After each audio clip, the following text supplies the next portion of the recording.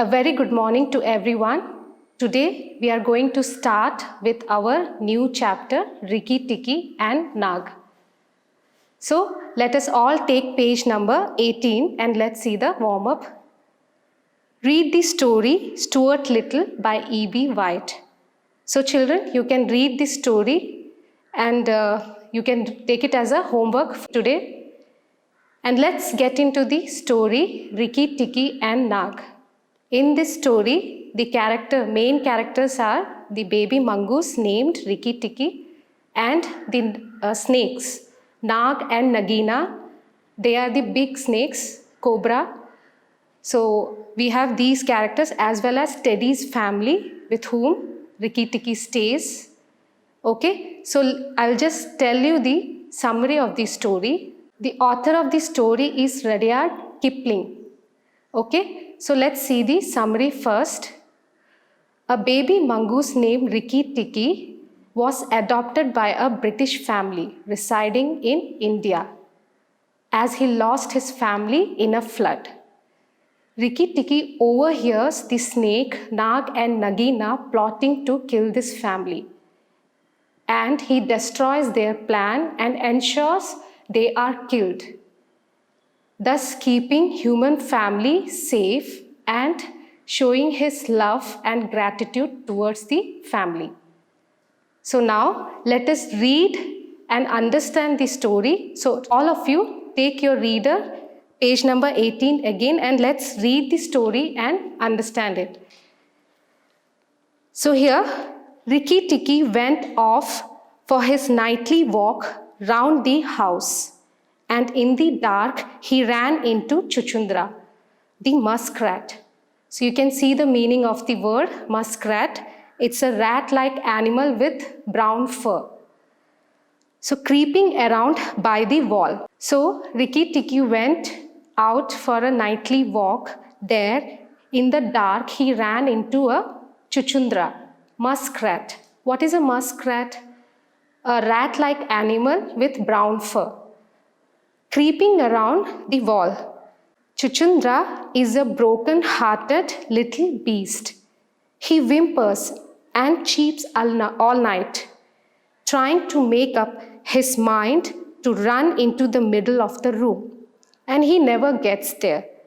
So what happens here? As we have already seen, Rikki Tikki comes out for a nightly walk. In the dark, he ran into the Chuchundra, the muskrat. And he seems to be very sad, heartbroken, and he was making some sound noise. So trying to make up his mind. Don't kill me, said Chuchundra, almost weeping. Rikki Tikki, don't kill me. So he is telling to that mongoose named Rikki Tikki, don't kill him. So he was requesting, don't kill him. Do you think a snake killer kills muskrats? Said Rikki Tikki scornfully. You can see the word scornfully, meaning of it is disrespectfully. So here, the Rikki Tikki asks Chuchundra that, do you think a snake killer can kill you? Those who kill snakes get killed by snakes, said Chuchundra, more sorrowful than ever. So Chuchundra says to Rikki Tikki that those who kill snake, they get killed by snakes. And how can I be sure that Nag won't mistake me for you some dark night? So Chuchundra asks Rikki Tikki, how can he be sure that Nag won't mistake him as Rikki Tikki and might kill him? There's not the least danger, said Rikki Tikki. Nag is in the garden, and I know you don't go there.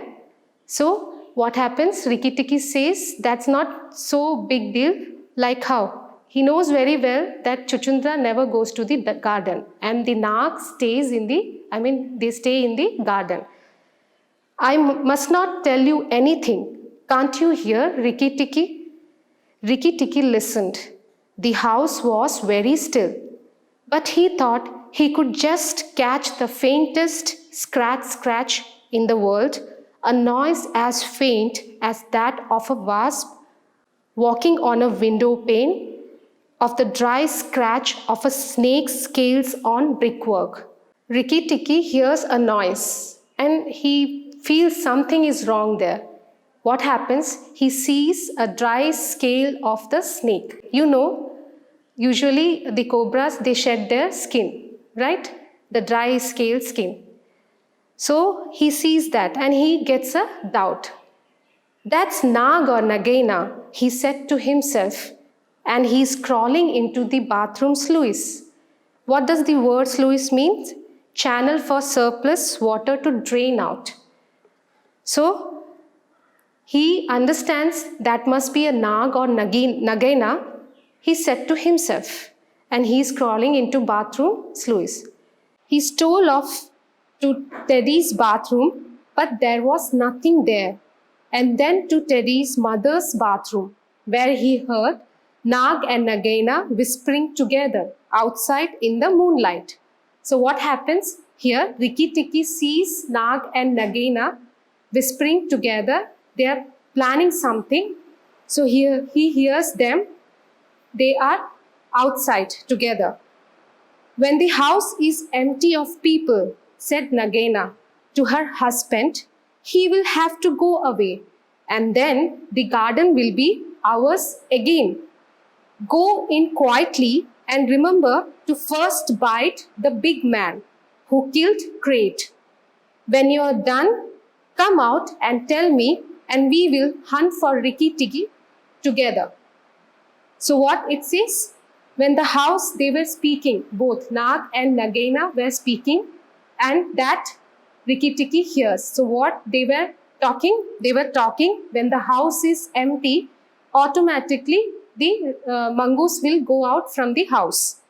So they can, then the gardens will be ours. So no one will be there to disturb them, and they can live as a king and queen of that garden. But are you sure that there is nothing to be gained by killing the people? Asked Nag. So what happens? Here Nag asks Nagaina that are you sure that we won't gain anything by killing the people? Everything. When there were no people in the bungalow, did we have any mongoose in the garden? So long as the bungalow is empty, we are king and queen of the garden. And remember that as soon as our eggs in the melon bed hatch, our children will need room and quiet. So what happens here? Rikki Tikki saw them talking.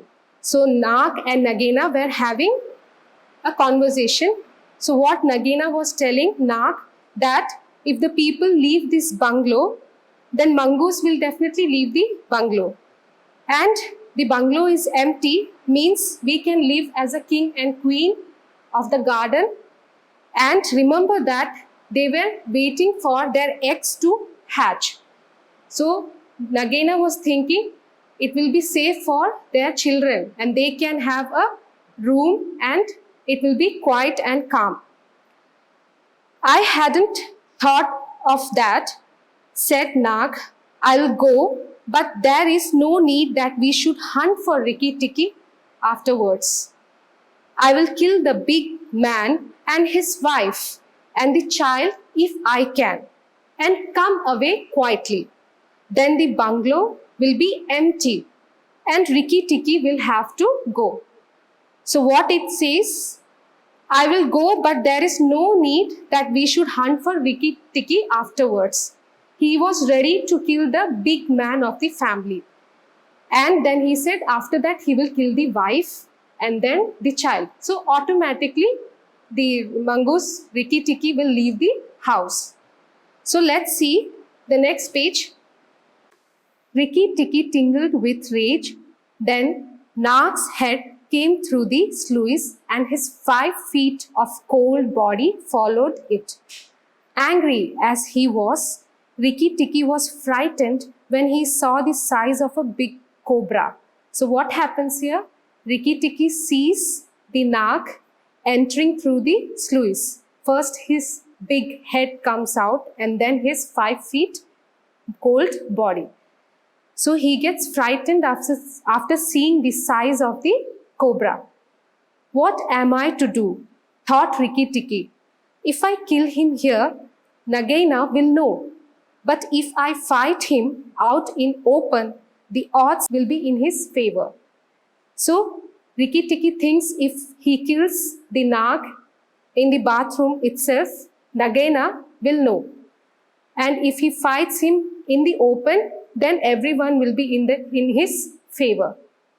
So Nag waved to and fro, and then Rikki Tikki heard him drinking from the water jar that was used to fill the bath. Nag wrapped himself coil by coil round the bulge at the bottom of the water jar, and Rikki Tikki stayed still as death. After an hour, he began to move inch by inch towards the jar. So Nag was asleep, and Rikki Tikki looked at his back, wondering where would be the best place to get a good hold. So what happens? Nag waved to and fro, and then Rikki